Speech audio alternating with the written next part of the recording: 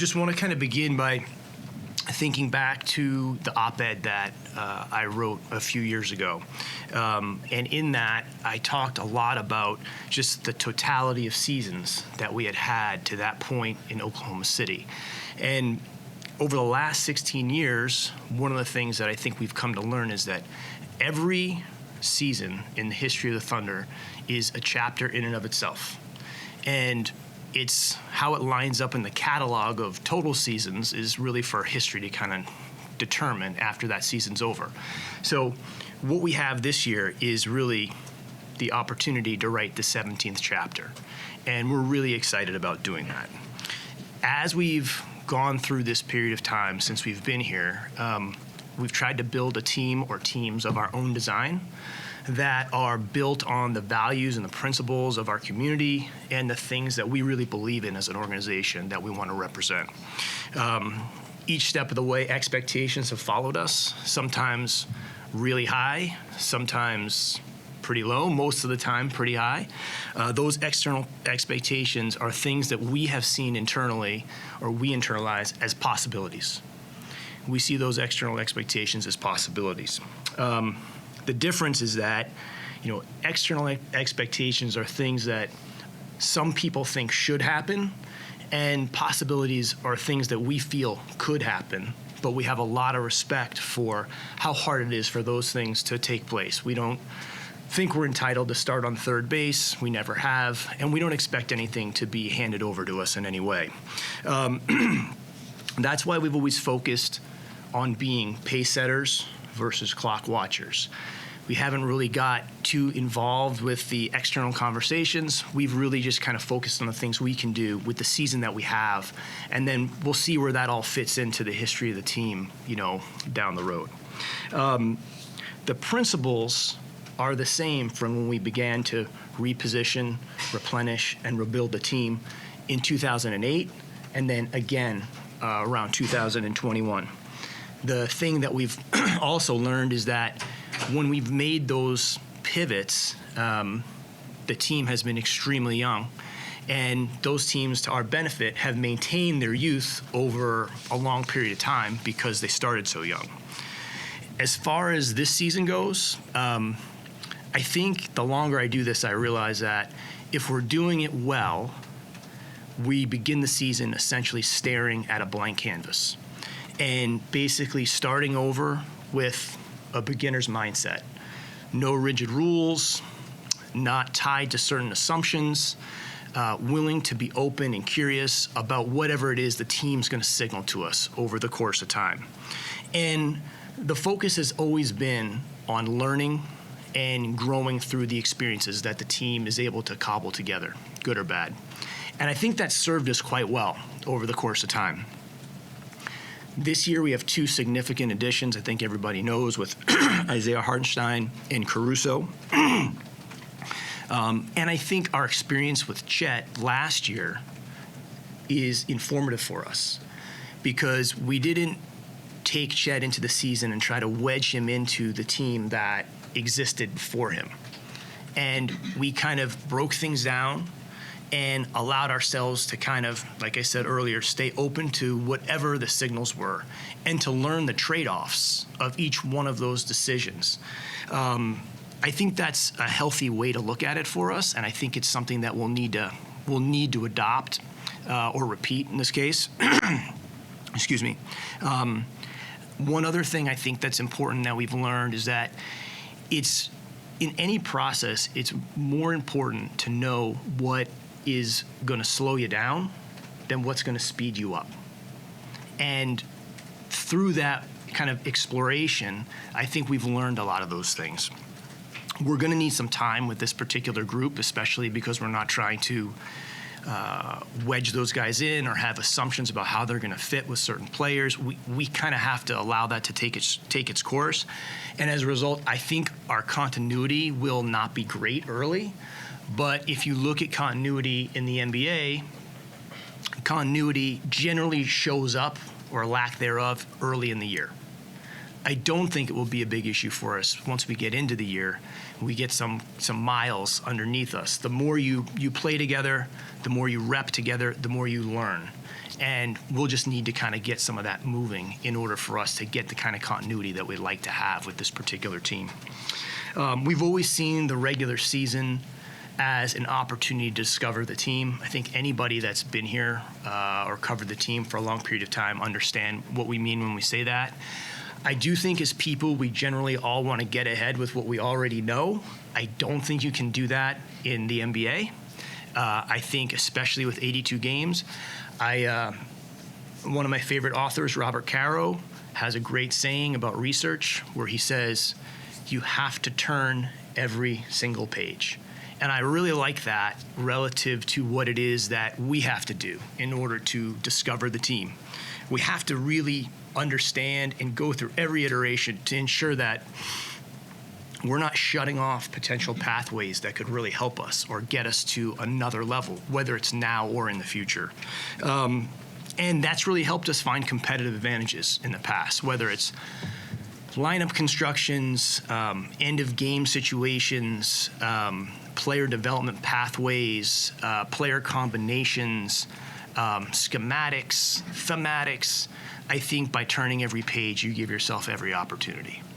I think we're also getting to the point in time as a team where there's some things in the regular season that have to be worked through and others that have to be worked around, where there's certain things that we're going to have to confront, even if that means not getting the immediate benefits or the numbers might not look particularly good.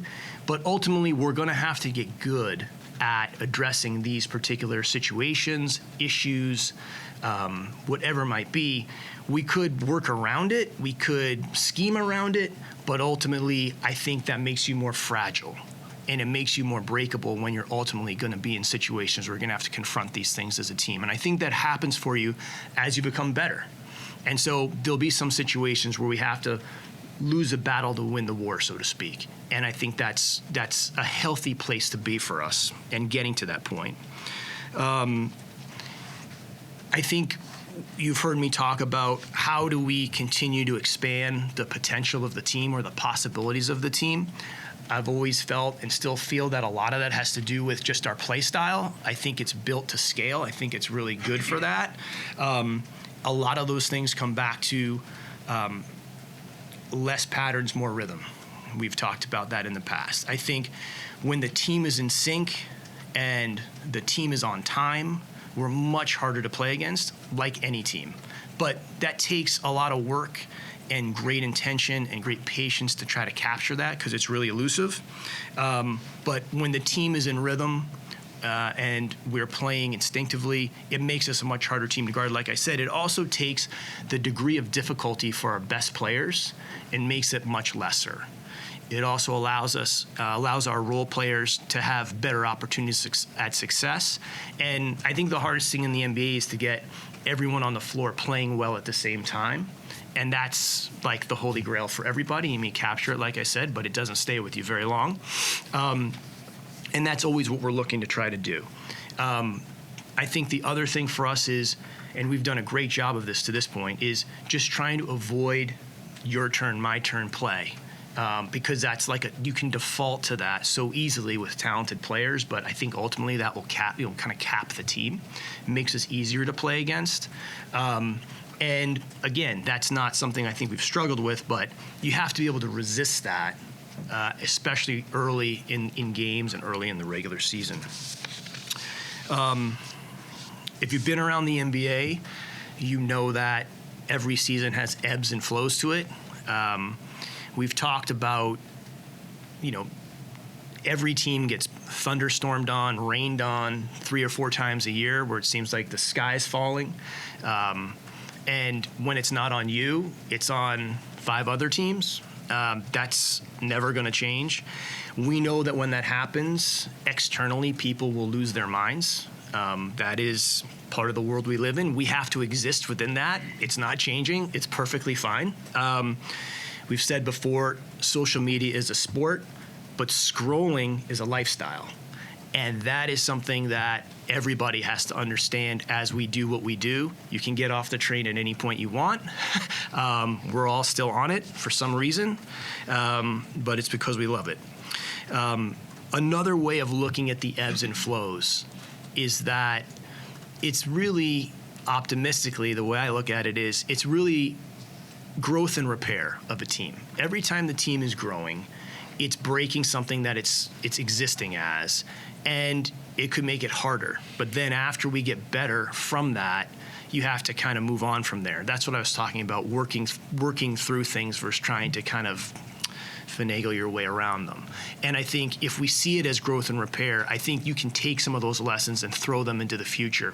But sometimes there'll be some plateaus and some regressions, and those are the times I think we can be at our best, because even in that ecosystem that we all exist, I think the team has done an excellent job of focusing on internal standards and not external conversations. And I think it's remarkable for a young group of players to have that mindset. And I think we have to work hard to try to continue to protect that as we go forward. Last thing on the season and the length of it, I think the depth of teams in the league, I think depth in general is really important. I think depth relative to the parity in the league that we see now is directly linked because the teams are so deep. But I also think it's important for these reasons. Midway through the season last year, there was a change in the points of emphasis relative to the officiating. So we saw a much more physical game. We like that. We're for that. We're certainly not against that in any way. We think it's probably better to have a balanced game. But you're still introducing a level of physicality into the game every single night that's going to wear anybody down. Couple that with the fact that the second half of the season is more compressed with less days off and more games or travel days than we've seen in 10 to 12 years. And you're going to see just the attrition of the league probably change a little bit more, but to get a better product, which is totally understandable. But I think depth matters there. The icing on the cake for all of that, relative to the depth, is the pace of the modern game is much different. So the days are the same. There's still 24 hours in the day. There was always physical basketball, but the amount of torque on the bodies and the way in which how many possessions there are within a modern NBA game is just a different load. That's why I think the depth is important to all teams, not just to our team. And I think we're well positioned for that. And if we're turning every page, as we talked about, we'll find some things out of that as well if we stay curious about it. I'd just like to hit the op-ed one more time here. I think when we talk about that period of time, I was really trying to explain like a series of seasons. And sometimes people get lost, they forget a lot of the seasons because generally as people, myself included, we think about the beginning or we think of the end. And a lot of times we lose sight of the value of the middle of a journey. And what we all know is that the middle is always the longest part of anything that you're doing. And at some point, we're going to hit the middle. I don't know that we're there yet. And the way I would define the middle is when your best laid plans, your visions and aspirations don't unfold sequentially in A, B, C, D, E, F. They don't go in order for you. Now, that's, for most of us, that's reality. But when you hit that period of time, generally, that's where the novelty wears off, regression happens, plateaus happen. There could be some bad luck or some good luck that comes in there. And I think a lot of times that's where people tend to abandon their principles or their practices, and they kind of lose their way a little bit because the middle really is the longest part. And at some point, we'll confront that. But I think when we do, hopefully some of the lessons we're learning now will be able to stabilize us, guide us, and help us maintain our position in order to work through that. I think that's just something that's important because that's the type of organization that we want to all be a part of in this building. all the people that I work with that I have the benefit of learning from, I think we all want to be a part of something that can endure over a period of time. And that's what we're focused on. So just in closing to our fans, and then we'll get to everyone's questions, there's no silver platters in Oklahoma. I've said that before. There's no silver platters in Oklahoma. But I would say anything is possible. It just can't be expected and shouldn't be expected to be handed over or to be easy. We, as an organization and as a team, have to earn our arrival. And we have one season to try to do that with, because that's all we have in front of us. That's the opportunity we have. We've got an extremely young, energetic, ambitious team that's constantly striving, and they're inspiring people to be around. They inspire me. And what we're trying to do is be the exception to an age-old rule in pro sports, which is you cannot win at the highest level with young teams. We recognize that in order to be exceptional, in order to be that team, you have to be willing to be an exception. And for us, that means staying curious, staying open, knowing, you can't find it if you're not looking and turning every page. That is really, for us, really important, irrespective of the external conversation or expectation, to be able to protect ourselves and maintain that mentality that has served us so well. We don't know how Chapter 17 is going to be remembered within the final catalog of Thunder history, and we don't expect to know that. We don't know how the season's going to unfold. We don't expect to know that either. All we have is the present, and we have the possibility of establishing ourselves in making our arrival in the Western Conference, which is what we've set out to try to be able to do over time. And all we really know how to do here is to use those opportunities and just press on. Just keep pressing on. Come regression or progression, we have to press on. And I think we have the type of mentality with our players and our building that are up for that challenge.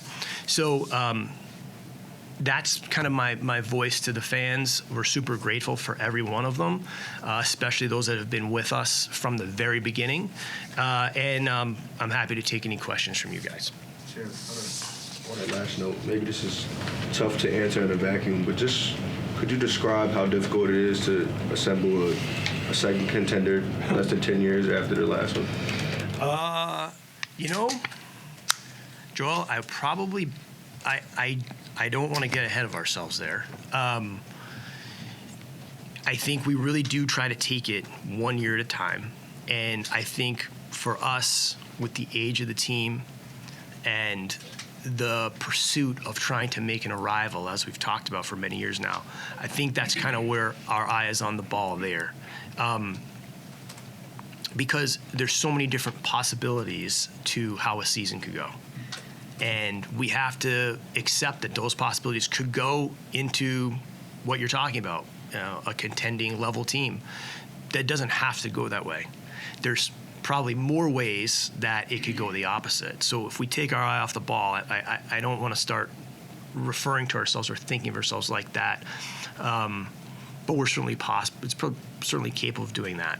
And then the other question about kind of looking back at the first cycle, I would just say, there'll be a time for that, to see it all in totality, but truly, we just have a couple chapters written on this mountain.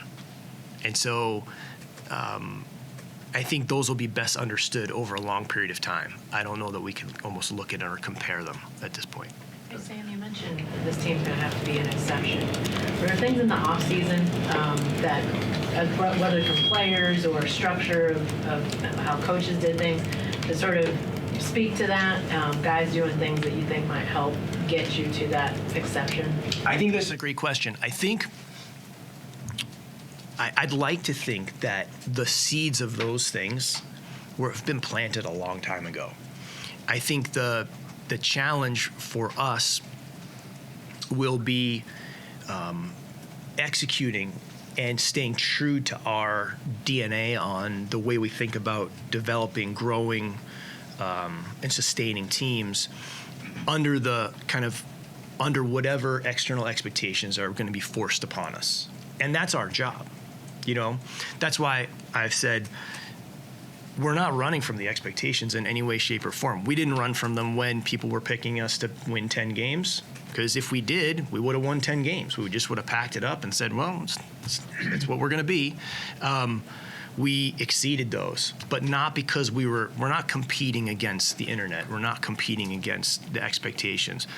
We are taking it all in as this is whatever it is we want is possible, but we have to go about it with a different way of thinking. And this season, I don't think is much different than other years. Whether it's, in past years, we played 3 point guards at one time. We didn't know how that would go. We handed the ball to Shea. We didn't know if he could play full-time point guard for us because he had never done it before. We took some risks. We played a guy at center all last season that a lot of people didn't think was a center. Turned out to be extremely good for us. We threw a guy named Lou Dort out on the court when we had some injuries, and he performed at a high level. So I think that's the curiosity I'm talking about.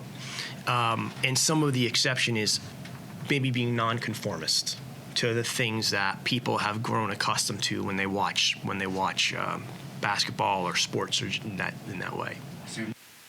At the end of the season, how you went in the postseason with the Pass. I was just wondering how you feel about this particular group with that statement, and after trading Josh and bringing in a guy like Isaiah, who's a pretty good passer for the center position. Yeah. So.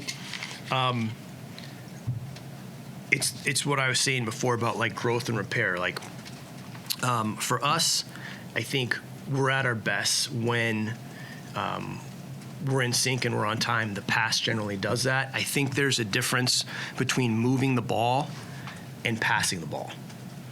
To me, moving the ball is when you have nowhere else to go with it. Passing it is when you're keeping the energy of the ball and giving your teammate time to make decisions, whatever it might be. That passing keeps you in rhythm. Moving the ball doesn't keep the possession flowing, if that makes any sense. And I think one of the things that Josh did for us was, especially early in games and early in halves, would keep our rhythm moving. And that's just something that we're certainly capable of doing, and I think we will do, but it will take intentionality and it will take consistency to do it. But I think the real value of being a good passing team is it's the creation of time. And the better the player is, the less time they need. Most players, especially in the NBA, are so good, they don't need a lot of time compared to most people, but every fraction of a second matters to be able to process and make the next decision. That's why when I talk about playing with the pass, it's really about creating more time within the possession to make quality decisions and to stay in rhythm so people can anticipate and play at their best. But that's like this holy grail I was talking about. You don't just press a button and get there, but that's something we'll have to continue to pursue, but our intentions have always been great in that area. It's experience, that we need to gain on that. Same really. To that, you've long talked about play style, and just even when you talk about passing, you put it in. You use musical terms, just given your musical background, being a fan of music. What are some of the parallels you see there? It's not like I'm trying to do that, Joe. Honestly, it's and I think maybe early on when I was doing this. I stayed away from that because I didn't think that's what people wanted to hear. But I kind of got to the point, I guess you get older and you're just like, I don't really care anymore. I'm going to say this is how I think about it. Doesn't mean it's right. You might be like, this is a bunch of BS. That doesn't bother me. But this is how I process what I do, But I think it's all interconnected, whether it's sports or art or anything else you're doing, especially teams. Those are like living, breathing things. Like they change all the time. And I think having like a healthy respect for the fact that it's not a formula, and the people that are involved in it they're all going through different things and they're all changing all the time. I think you just know that there's like not an end point. That's the way I would look at how I think I'm answering these questions. The musical part is, that's just my that's how I see things, because of my experiences. A lot of times when people have disagreements about stuff, it's not because of differing opinions, it's because of different experiences. You may have you've lived a different experience, the other person's lived a different experience. That doesn't mean that you're one is right or one is wrong, but you can only work with what you know. You know what I mean? So that's just mine. Someone else could be like, disagree with that, but that's probably because they may not have the same personal experience and I don't have theirs. There's a lot of excitement coming into this season, and you've talked about those true blue fans, the ones that have stuck with the team throughout those tough seasons, and how great that commitment will feel when this team makes it back into the postseason. Just what would you say to those fans? Harris, is kind of like what I was saying earlier. I think, well, one, I hope they really enjoyed that season because we talked about that kind of leading up to it. At some point we had the 2 years. 1 year we didn't have fans in the building, so it was a little different. But for the time that they were, they weren't seeing a team that they were used to seeing. It was a bunch of new people, new players, and the results weren't where we wanted them to be. I was hoping that they would be really energized when we did finally make it back, whenever that would be. And there was no one could have predicted that we'd be in the postseason that quickly, play in and then postseason. But the thing that always strikes me about our fans, and I think it's pretty unique to hear, is, and it literally happened to me yesterday, when someone comes up and talks to you about, about the team. And the two most recent examples for me were people that recently retired. They don't just say, like, we're excited for the season. They really talk about how the team has really helped to change the city for the better. And like, I think it's very rare in sports that the people, it's different from, like, they're not just spectating the game. They're seeing the whole picture of the team and how it has helped drive different things in the city and it's given them more pride in different ways. And that's pretty special. That revs me up personally. I know that, and then after that we're really excited for the season, or, maybe a comment or two about something that's happened or a favorite player. But the fact that it's not just spectating, but it's seeing the whole thing is pretty cool, and I really value that. So I would be really grateful for the true blue folks. That says a lot. And most of those folks that say these things, they're like, I had tickets on day one, and many of them for the Hornets. So they're so invested. They've seen the evolution of not just the team, but also of the community during that period of time, and we're really lucky to be a part of that. What people would call like the renaissance of the city. People that have been here much longer than myself would call it that. So yeah, that's what I would say. I want to talk about you guys being young. Truth is, your best players have actually played quite a few games together relative to other teams. Can that continuity, you talked about continuity, can that actually be a strength even though you guys are young? Great question. It's all relative to how much continuity there is in the league. So we may have a lot, or that group of guys may have a certain amount that looks like a lot now, but in reality, compared to the way the teams were, may not be that much. I think that goes back to Daniel's question about the time, or how I was answering the question about the time.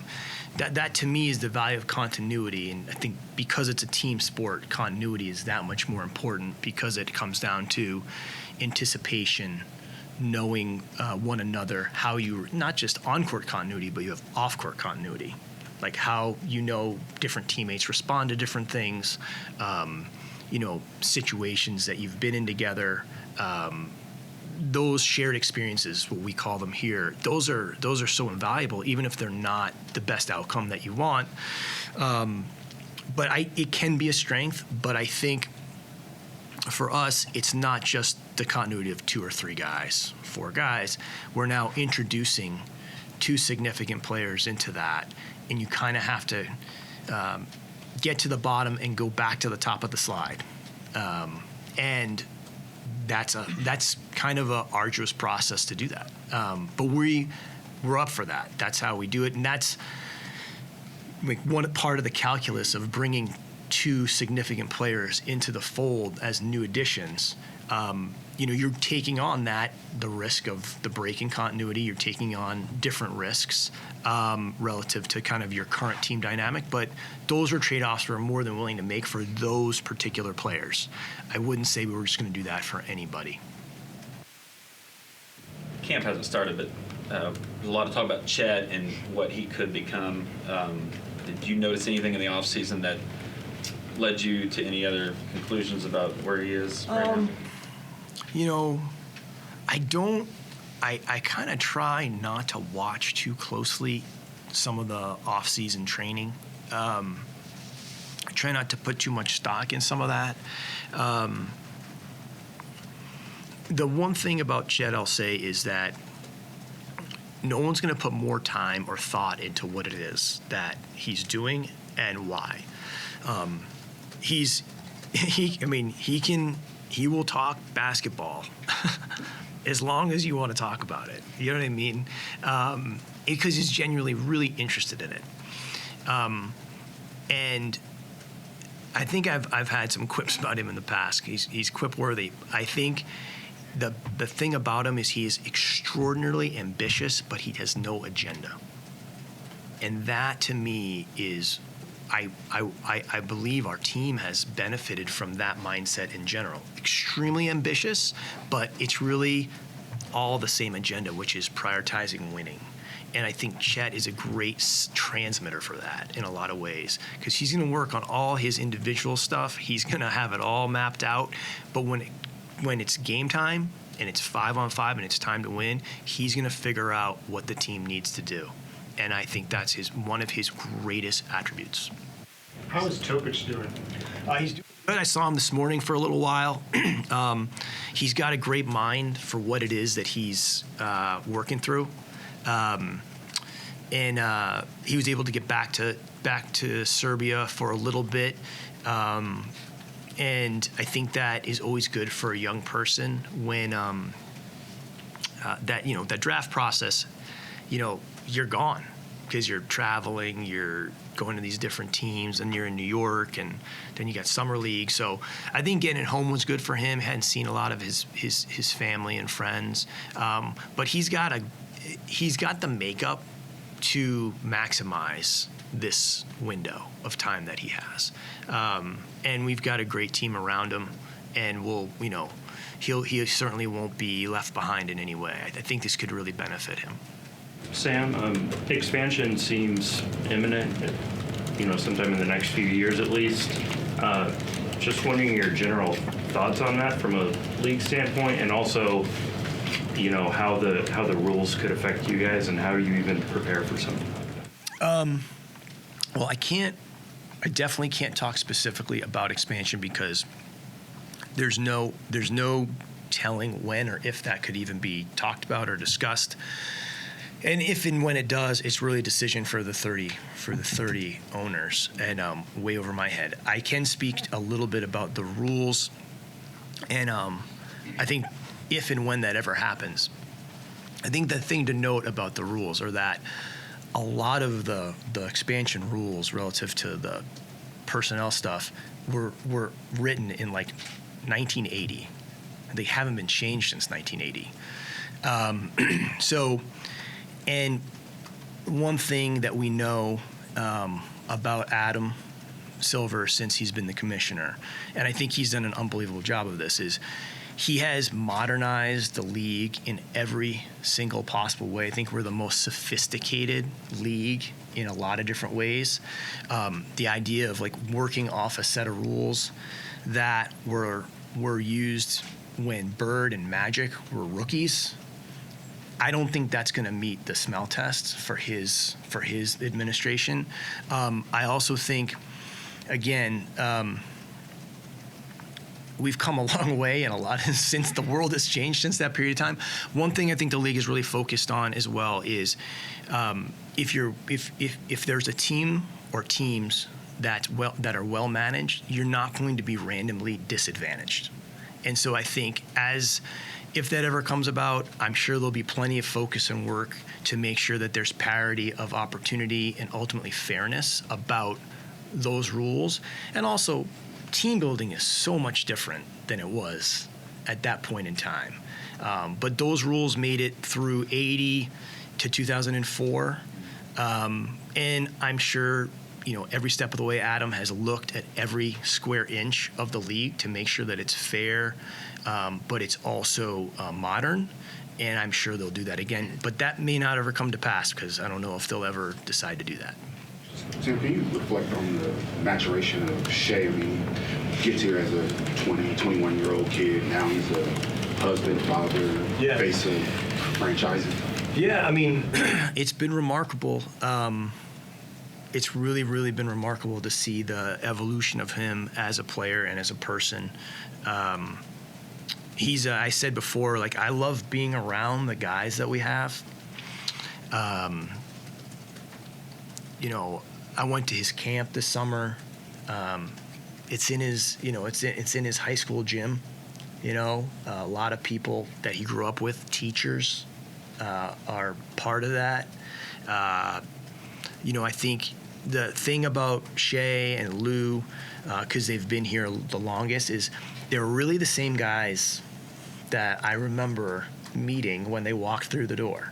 And that's the greatest compliment I can pay him, because he's had a lot presented to him in a short amount of time, and I think he's just a special guy that way, But I think he really understands where he's from and what he's built on, and that's really held up. And that's a big reason why I think our team has been able to methodically improve that way, because what you need in these ebbs and flows or the regular season and in this environment with the social media and everything, you need to have great emotional leadership within your team.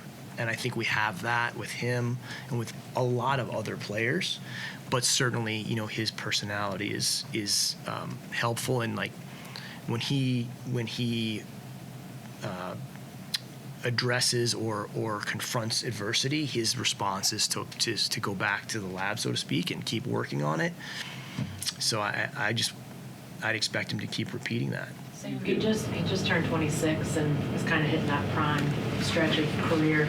Off the court, we know what an influence he is, but on the court, as you talk about going to the top of the slide and sort of starting over, what is his on-court ability? How does that sort of bring you guys maybe to a better place? Well, I think it was 2 years ago, I think it was 2 years ago. I got asked what can he add to the game, and I said he's got to be a two-way player. That's the thing. And I don't remember how I said it, but I was like, he can't just have the ball and cook. He can't win. That's just not a formula to win. And he's become a two-way player. I mean, the defense is not something that's an additive strength for us. I think one of the things with him is just reducing the degree of difficulty, making it a little bit easier on him, especially during the regular season. And that comes with experience a little bit, and then things that, ways we can, I think the play style stuff is important to that too. Just because it's a long year, teams are going to be really physical with us and with him. I think his efficiency can scale. I think he gets the same stuff. But the better we are at making the game easier for him, but for everybody, will really help him.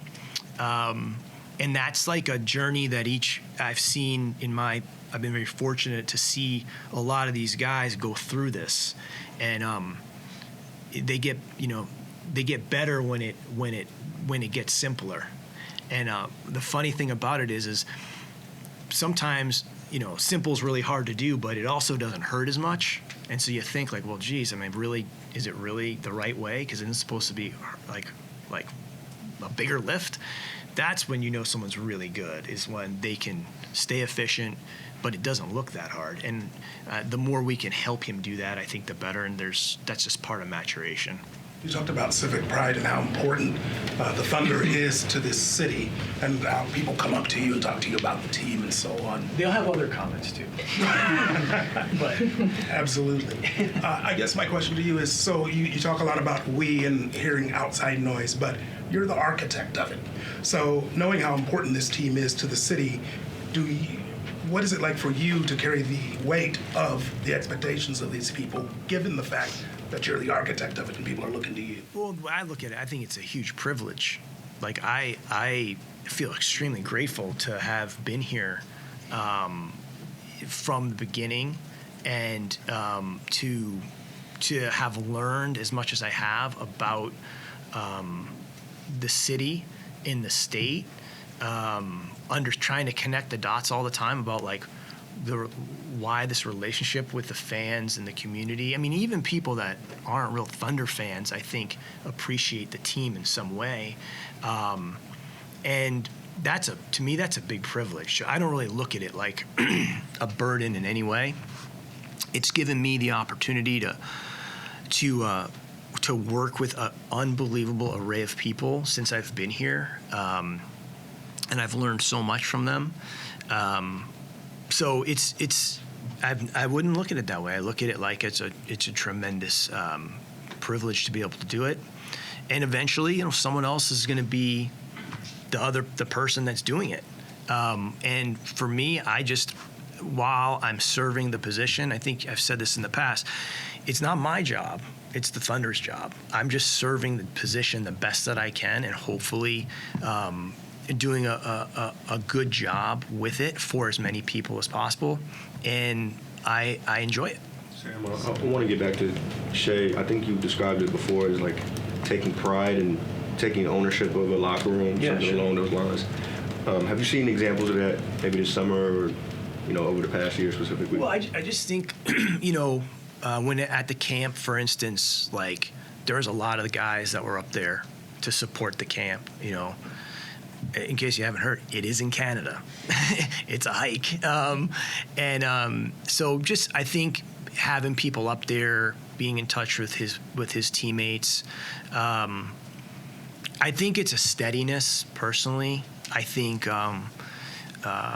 Mark, Shea, I think those guys, having been together, and as I said earlier, like during some difficult periods, just having to work through different things, I think that helps stabilize the group. Like I said at the open, we lean on internal standards, not external conversation, and I think those standards were set in place. I think a lot of them in 2008, but certainly when we began this process and Mark became the head coach, those things were, I guess, reestablished in his own way. And I think with Shea and Lou and the other players that were here during that period of time, like I would never discount the players that were on the teams during those tough years. Those guys carried a lot of water and chopped a lot of wood trying to put the system in place, stay true to that, continue to create a great environment for development, and all the different people that integrate in order to help our environment with our players. All those people have been really integral, but Shea's demeanor, I think, really helps that, and his commitment to the team, his commitment to the organization is, extremely, extremely valuable. The city just hired a design consultant for the new arena. I'm just wondering, what role are you and the organization playing or plan to play as far as, the design and some of the specifics with you? Sure. So when it comes to, arena announcements, that's the city manager, the mayor. I got to leave that. leave that to them. I would only add that our city and our organization have worked extremely well together for a long time, not just for what's going to take place now, but certainly that relationship is very special, and one of the reasons why some of the things have been able to happen the way that they've happened. I think not just speaking it from the Thunder's point of view, but just for me personally, I think it's a tremendous opportunity for the community, because the building that we're going to build is not necessarily going to be for the people that are using it just today, but generations and generations of young people this is going to be the place in which they go to watch and get entertained, and in a lot of ways with competition learn, and that exposure to any level of high performance, whether it's a concert or it's an athletic event, whatever it might be, that's just a great resource to have in your community. And what that says, what the building itself expresses and what it stands for, I think is a tremendously impactful opportunity for the future of the city, and the city and the team and all the different people that will input on that have a tremendous opportunity to influence the future that way. Sam, fans tend to get enamored offensively with any team. I'm curious, on the defensive side of the ball, adding the pedigree you did in Caruso, established Hartenstein certainly strong there, to a really good defensive team a year ago. What possibilities do you see on that side of the ball? I mean, I think there's a lot of ways that we can be hard to play against. And I think that for us, that's one of the things that we always have to be interrogating ourselves about. It's like, are we hard to play against? Like, are we easy to play against in certain situations? Are we difficult to play against? And I think defensively, we have the opportunity to put some things out on the court that should be really hard to play against defensively, just individually. But just like we've talked about being in rhythm offensively, the team has to be in rhythm defensively too, and in sync and on time. And that takes a little time, but you have people that can process the game defensively, I think, at a pretty high level. When people talk about our individual defenders, sometimes they don't even talk about some guys that are pretty good defenders, But you gotta break it all down and build it up again, and have the type of habits that can sustain during a lot of different conditions. The other thing, Matt, in thinking about just like these individual pieces or players, is not just seeing them as individuals, but how they can compound or how they can generate even more value when put with somebody else. So, and what kind of got me thinking about that was, like, Ben Franklin was a writer, a publisher, and he was the printing press. So each one of those things amplified the other skill he had. So it actually made me think about these defenders. It's like, well, individually Caruso's really good, but if he was put with somebody like Chet, now how much better does that make Caruso? Now, if Chet was put with somebody like Caruso and on down the line, now you say, okay, well, Dort, Wallace together last year, those guys can compound. You know what I mean? I think that's the thing about teams, is it's not just the individual players that you see in isolation, but how do their abilities compound with one another to be able to get not just like the additive thing, but like the spillover from these other things it allows you to do.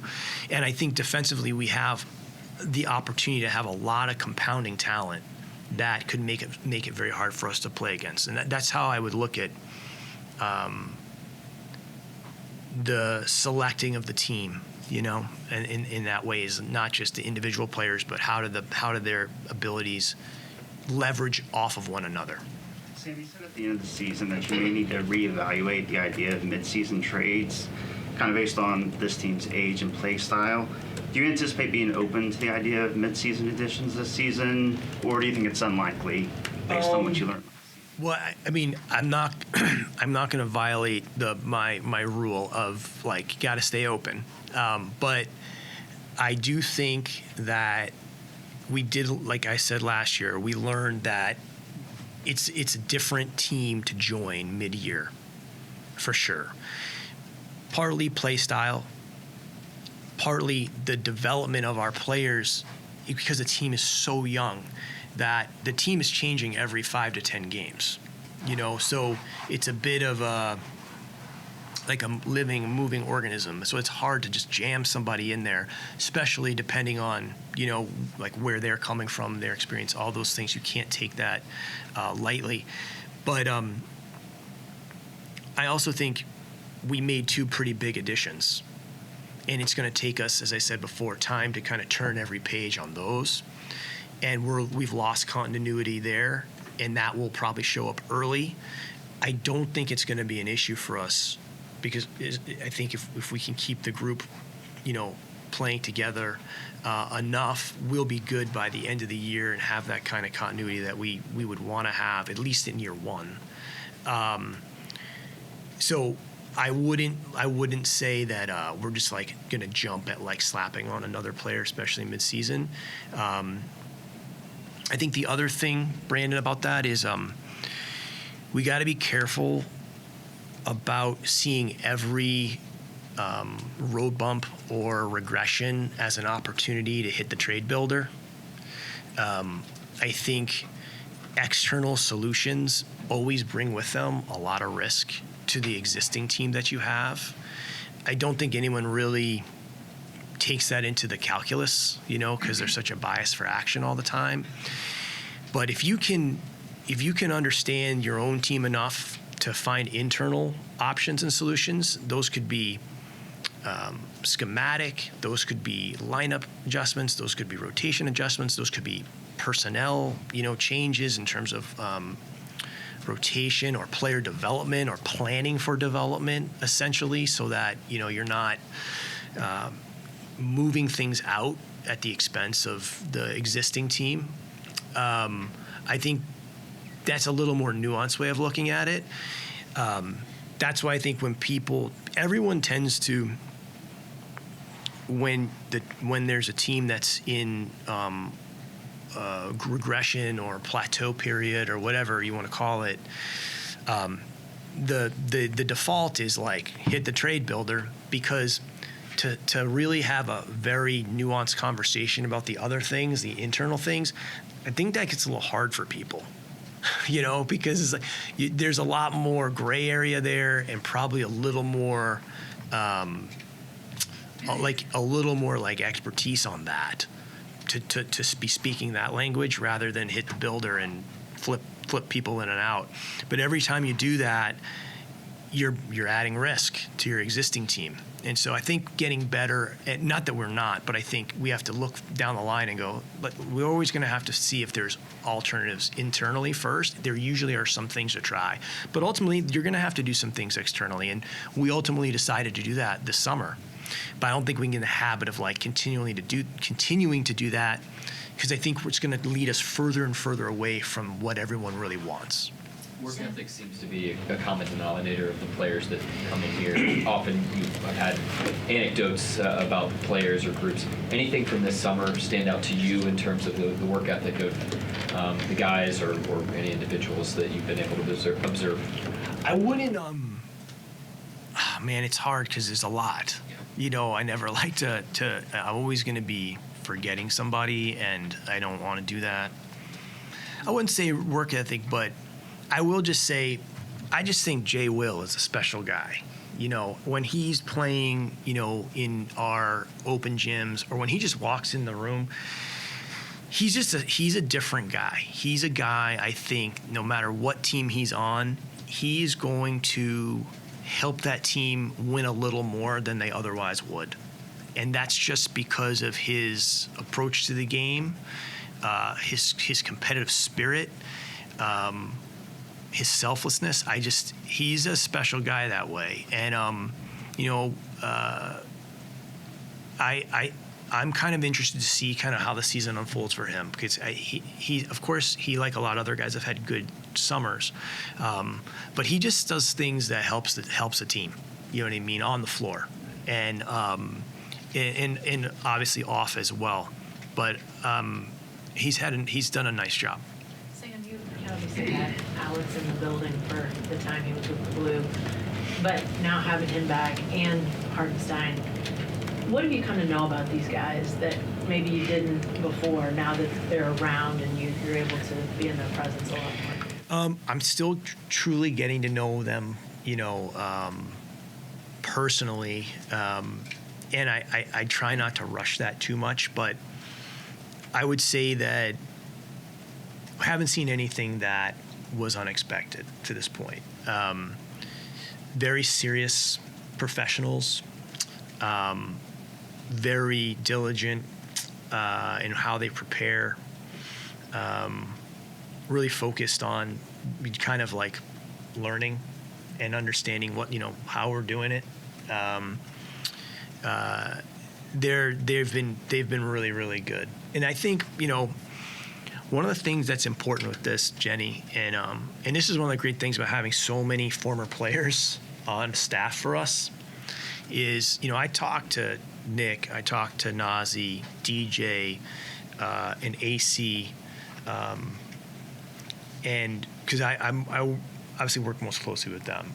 Eric and Mike Wilkes, I weren't around when I was having this conversation with those guys, but it was like, people always talk about how hard it is to integrate players on the court, but the thing I wanted to make sure I wasn't missing was, like, what are the challenges to continuity? Because I think it was around a continuity rabbit hole I was going down. But what are the challenges to a player assimilating, like, in general? So just, look, these guys were great, and they were talking about, well, one, you're moving. You're getting adjusted. It's a family. There's a family dynamic to it. You're learning where everything is.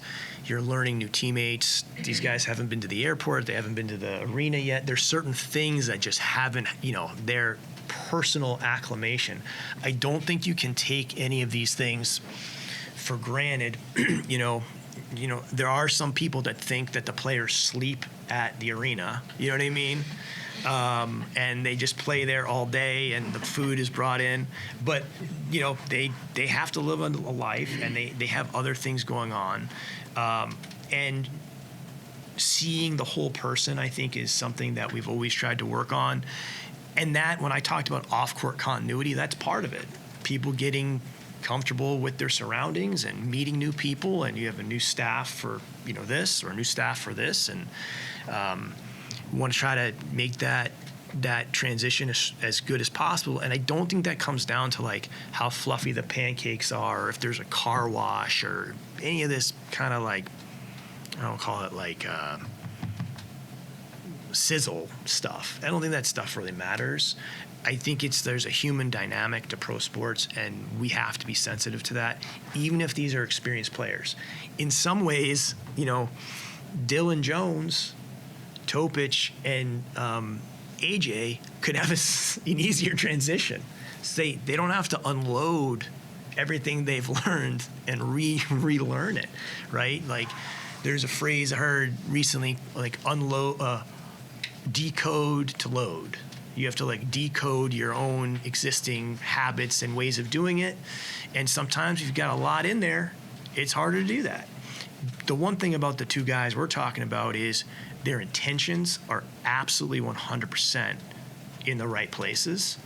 And it just takes time because, you're in a different place and you got to get comfortable. Can you kind of talk about the adjustment it is for a young team specifically to go from being like the hunters to the hunted team? Well, I don't think it'll be a big adjustment for us because we've never categorized ourselves as a hunter or being hunted. We've always just kind of seen ourselves as a work in progress, measuring ourselves against our own abilities and capabilities at that present time. I hope that doesn't change, because if we need like external motivation to just do what we do, then I think we're not. I don't think we're doing it right. I hope we can kind of just be who we are, but in a different environment. We're not unaware that there's going to be a lot of external conversation, external expectations on the team. That's good. That means people have a healthy respect for the team and the players. That's all positive.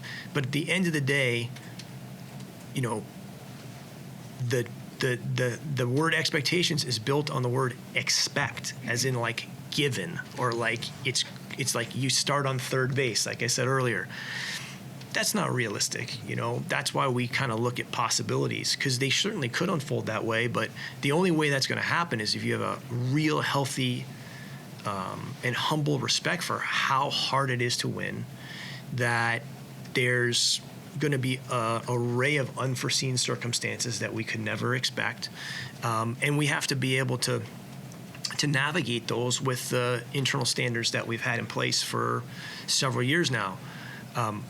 Even last year, Adam, we had like 4 or 5 seasons in one, if you think about it. We started last year, we were sitting here, and I think the external expectation was, can they get back to the play-in? Because we were really, really young. We had a big jump the year before. Seemed reasonable that would be like, you know, I don't think anybody was thought that was out of whack. And then we started to play well, and it became clear that we probably were going to make the play-in. So then the expectations became mid-season, well, can they make the playoffs, though? And as we went along, it became clear, like, I think they might make the playoffs, like one of the top 6 spots. Then it changed to, but can they get a home seed? Or no, not okay, can they get in the top 4? That's what it was. So we're into season 3. Can they do this? Well, it looks like they're going to do that. By the end, it was, well, can they be the number 1 seed in the conference? And that's all within 82 games, right? Nothing wrong with that. That's how it works. But I think it's just a good example of this term expected. No one knows what to expect. I just think it's possible, but it's also possible that we could have won 38 games last year if health didn't go the way that we hoped it would, or we had regression in some ways, or guys' development curves didn't go quite the way they were.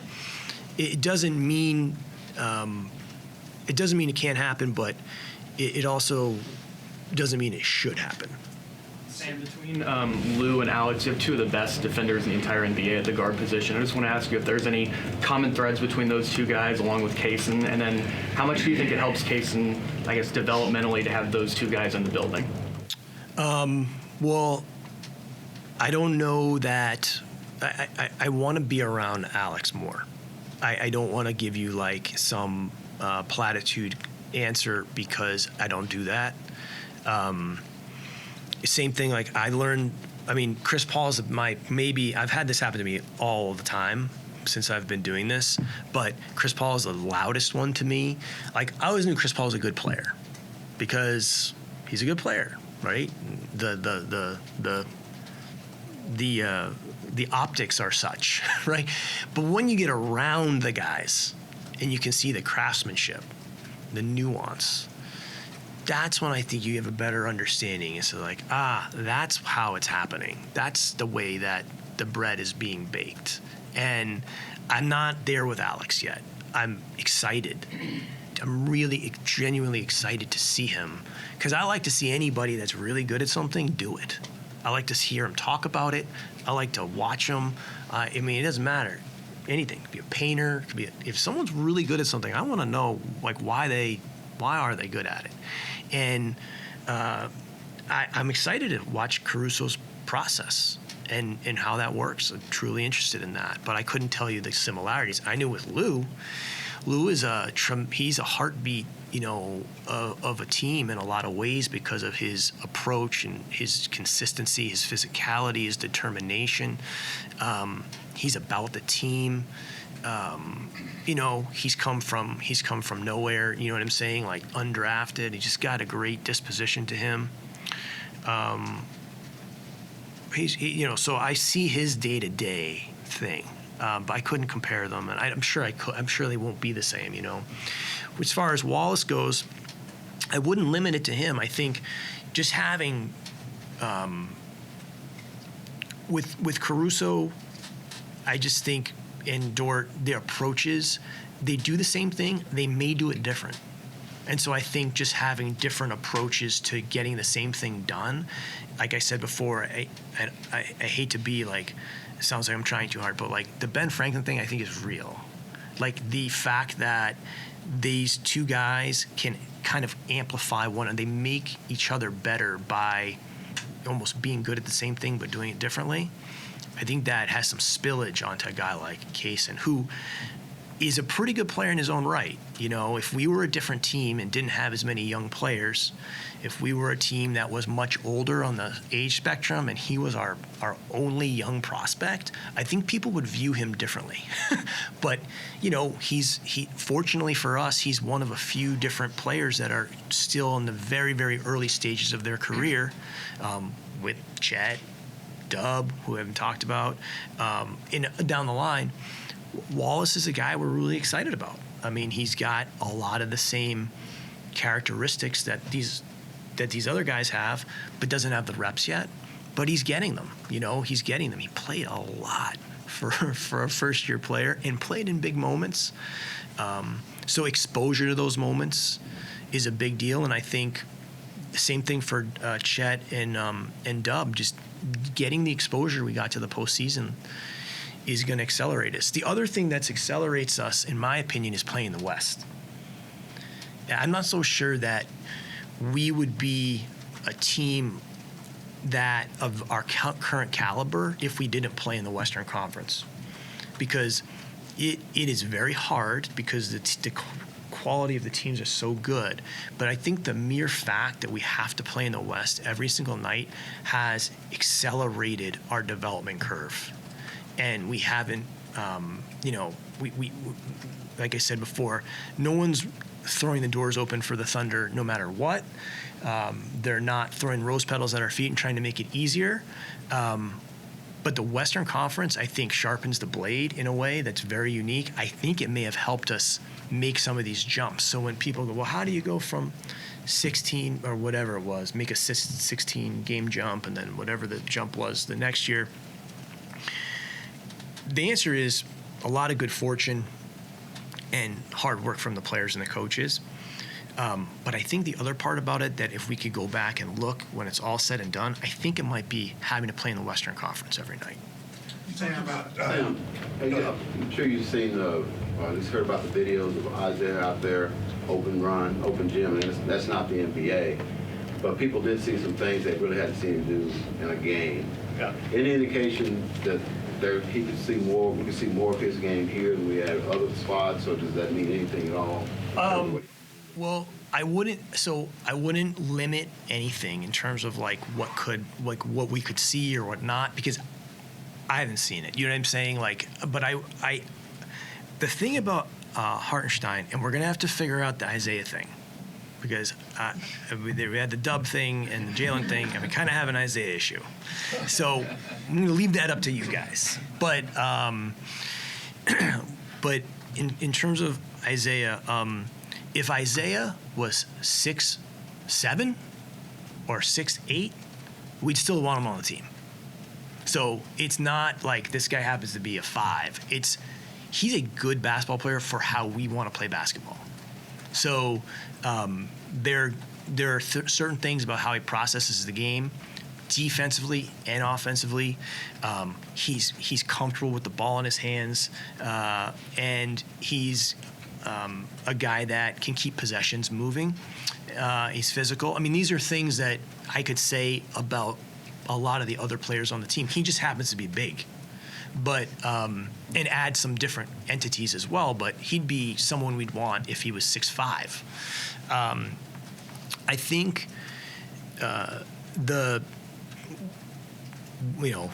we need to turn every page, to use Caro again. Like, we'll have to see. In order to see that, A, it will take time. B, we don't know how it will look. We'll have to have the ability to do that. But we have, as I said before, be curious about that. I would like to think that one of the things we've tried to do over time is see people and players for what they can be and not for what they are currently. And with him, I think there's some things that we can leverage, specifically because of the play style and some of the people that we might have around him that he can work with a little bit in terms of his teammates, and how his game can leverage up or compound off one another. But that remains to be seen, and I don't think we can just expect it or assume that it's going to happen that way. You talked about watching the city grow. I don't know if you imagined in 2008 that 20 years later, this is going to be a city that hosts 2 Olympic events. Right. So I just wanted to know, as somebody who's invested his time and watched it grow, what that means to you.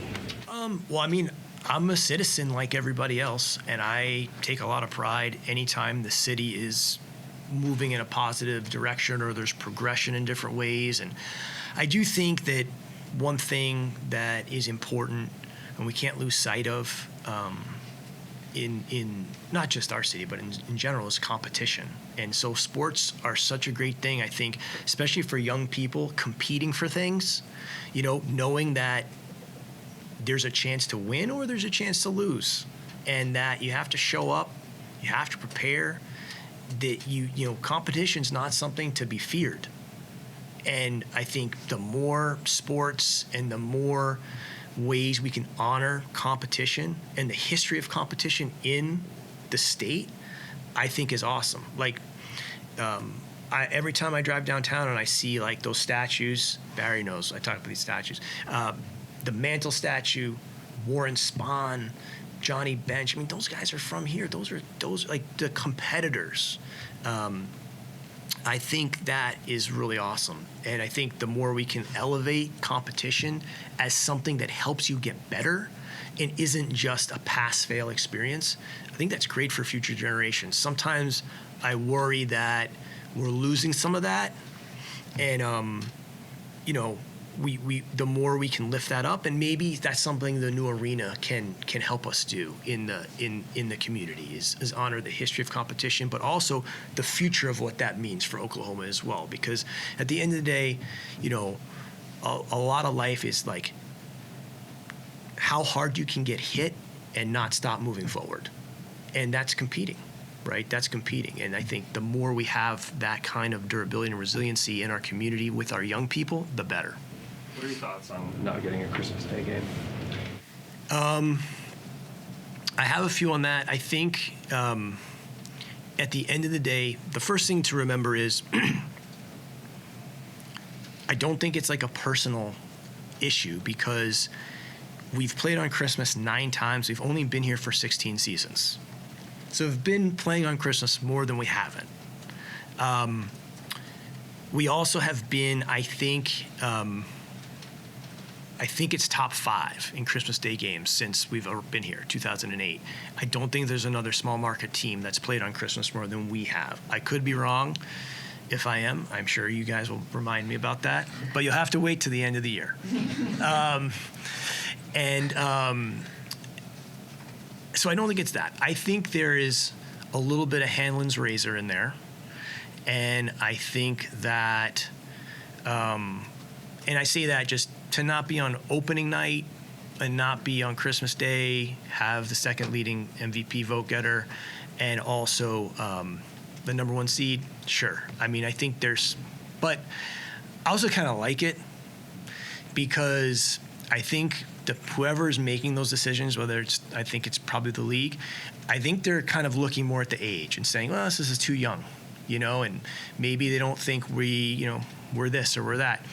I like that challenge. Like I said before, I'm not going to sit up here and say we don't expect things to be given to us and then complain about not being on Christmas Day. We have to earn it. We have to show that we're a team that's capable of that type of recognition, I guess. I think there's a lot of other teams that had the things that we had, like I mentioned, the second MVP vote getter that play. But in this case, that wasn't the case. You can't play all 30 teams. I don't think it's personal because we wouldn't have played as many times in the past. We got to go out there and show them that we're capable, and hopefully we can do that. Sam, what does the next step for Dub look like? Well, that one could go a lot of ways because he's a very versatile player, I mean, the best thing for me with him is the motor, maintaining that level of competitiveness and the ability to tee it up night in and night out on both ends of the floor, even as the game gets easier for him offensively. Same thing, as I said with Shea. I mean, degree of difficulty is we want that low and efficiency high, and he's very capable of doing that.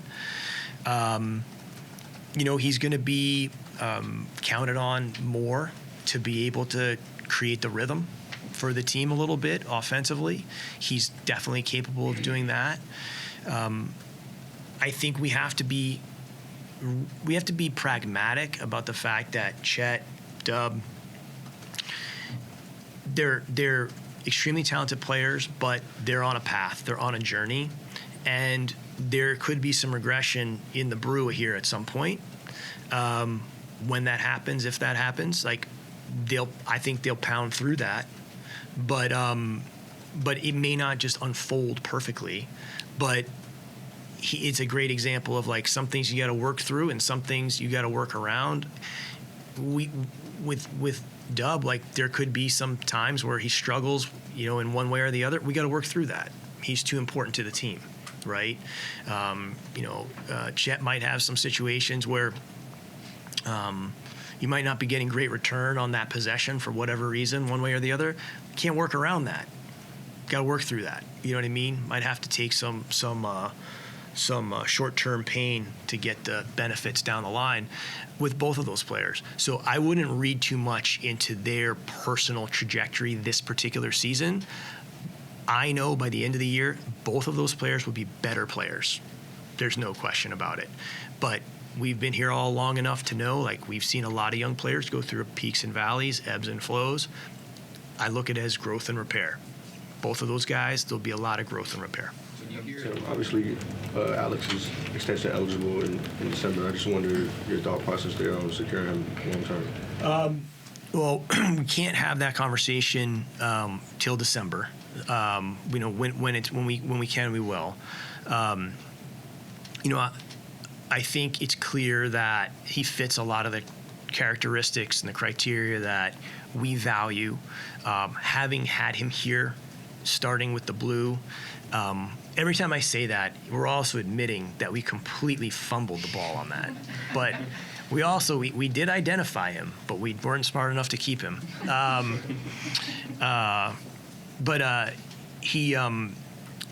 We know him to a degree. You know what I mean? The early stage. We know, I think, enough to want to have him here for a really long time, based on his performance in his different stops, but the human that we know. You know what I mean? From having been around him in the short time that he was here. But we have to wait and see where that leads us, when we get to that period of time. With in respect to the blank canvas and the hurdles that come along, those kinds of things, but just here in the preseason, before you start, just looking at your roster, how much do you like your roster? Is it the best roster you've ever had going into a season? I like the collection of guys that we have. I don't compare. I don't really like to compare the teams because you lose all the context of that point in time. We could go back and the team, we could look at a team and we could look at it now and be like, well, it's a great example of, we look at the end. We think about the player, the most recent vision of the player, and some of these guys are retired now. So you're like, wow, that guy is not very good. Like, yeah, because he's 10 years away from his prime and he's not playing basketball anymore. But at that point in time, those guys were driving 55 to 60 win teams. So it's hard for me to say, to know each one of them. That's why I was saying in the beginning, we don't know what this season's going to hold or how it'll be remembered, because the only way to understand it is to see it in the catalog of all the other teams that we've had. And I'm sure we've come into different seasons when we were in that first mountain where we felt really good and were validated by the fact that we'd win. Go to the Western Conference Finals 4 out of 6 years. In the 2 years we didn't go during that stretch, we had monster injuries. So those teams had to be pretty good. I don't know how this team will perform. I do think there's a difference between building or picking players and selecting a team. And I think I like the way the team's been selected. I feel good about that. And I felt good about the selection of some of these other teams that we had in the past. I think people will take that and try to twist that into the pieces didn't fit or something. They fit pretty good. We are top 5 offenses and top 5 defenses for multiple years in those years, so they weren't disjointed. We just never got over the hump to get the final thing. But that's part of sports. That's part of competition, and I'm not embarrassed to say that we didn't get it done. I'm proud to say that we were in the arena, we're in the fight every year. We just got beat sometimes by circumstances and a lot of times just by better teams. But we'll see where this team can go.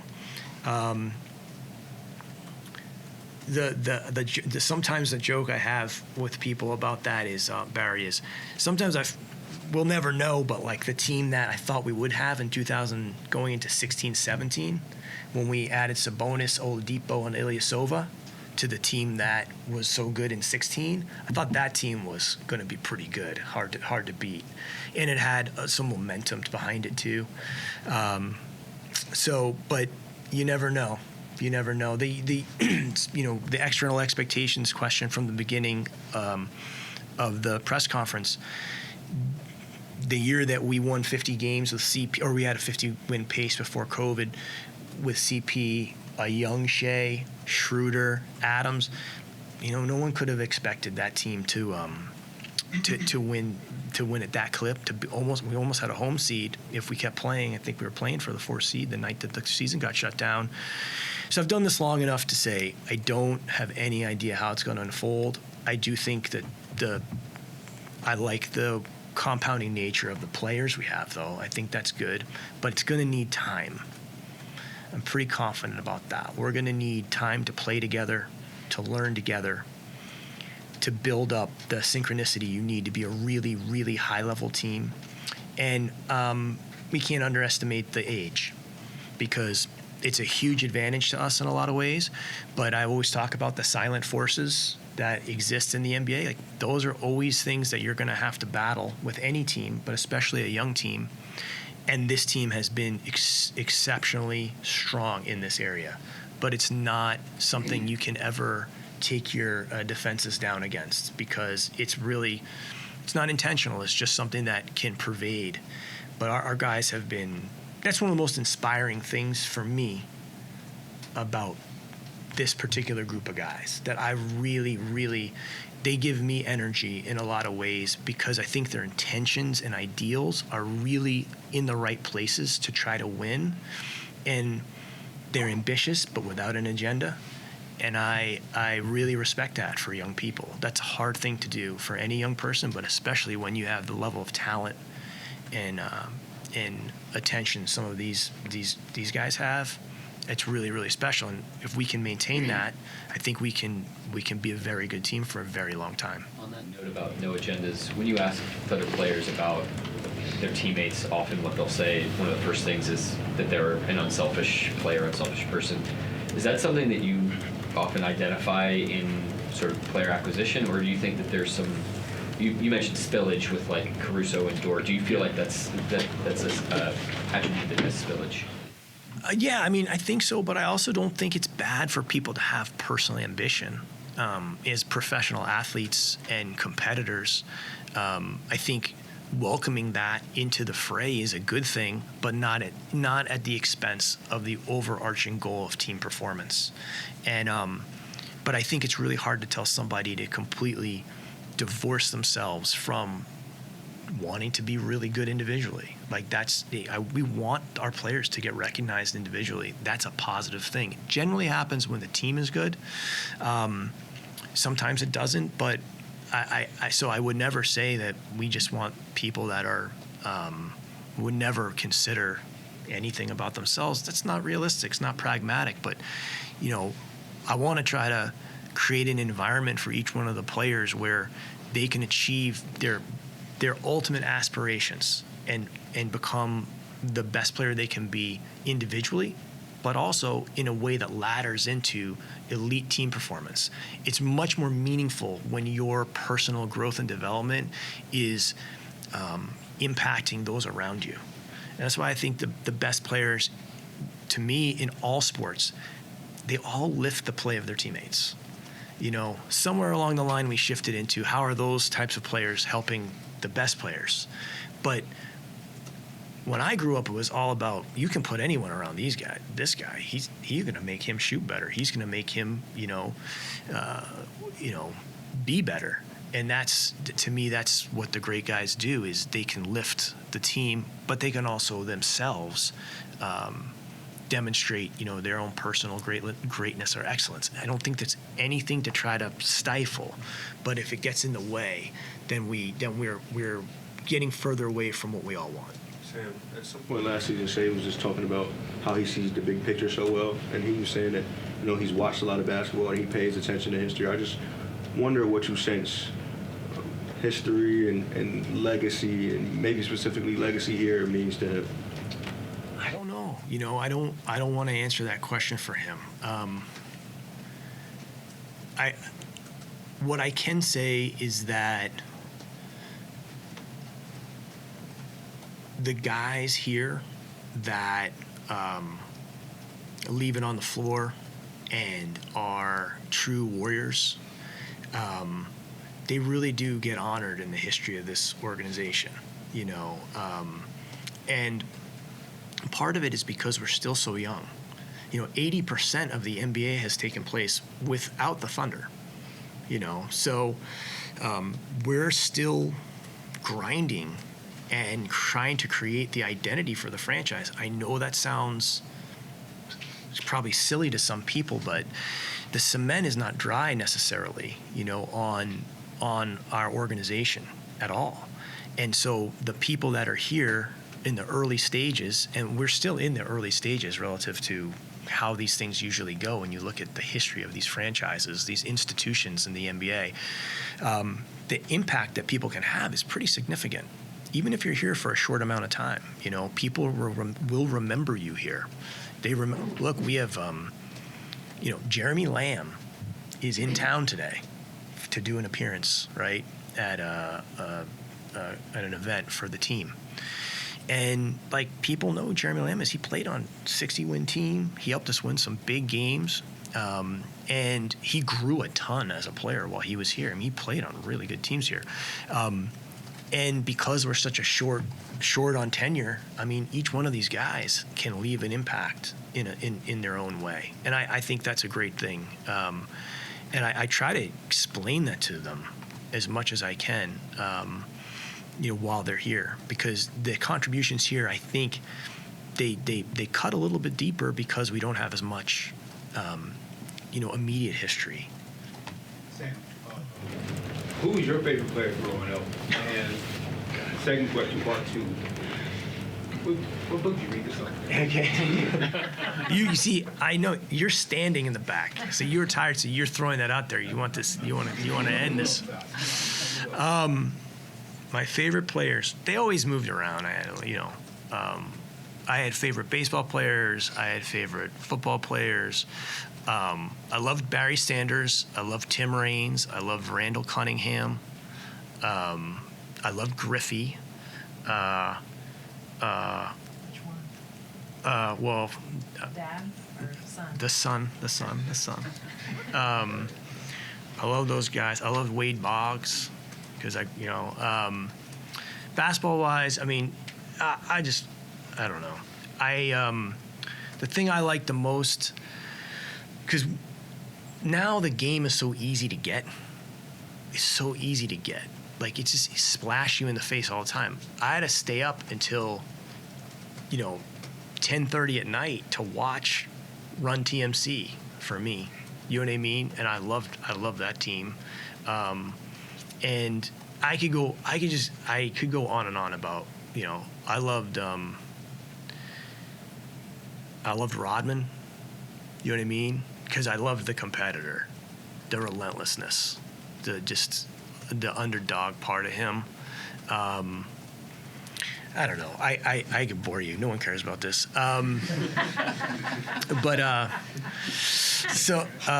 The books probably don't care about either. But I read, or I'm reading, If I Live to Be 100. It's about a series of interviews with centurions. And the fascinating thing about this is I think the author is actually becoming the main subject because they're being so influenced by that. I read a great book on Lee Allen Smith. If you don't know who Lee Allen Smith is, he's a legendary Oklahoman citizen, and really maybe the most prideful and passionate Oklahoman I have come in contact with. He really is at the heart of bringing. I mean, this is a man that brought Doc Severinsen, Bob Hope. He was friends with Kurt Gowdy. I mean, this guy's lived a life, and just the most generous person maybe I've ever met in my life. He has a biography, and it's an amazing story. Let's see, what else? Doris Kearns Goodwin has a new book out about her relationship with her husband, Dick Goodwin, which is really good. And then the book I'd like to get, which is I don't think is available yet, is a book called What You Give Away You Get to Keep Forever. It's by Dr. Tom Farrell, but it is not available. But I am looking forward to getting that, and if anyone knows how to get that, I'd like to get it. But that's it. Those are the main things. So. Anybody else? All right, Michael, you were right on. You were in sync and on time. Thank you, guys.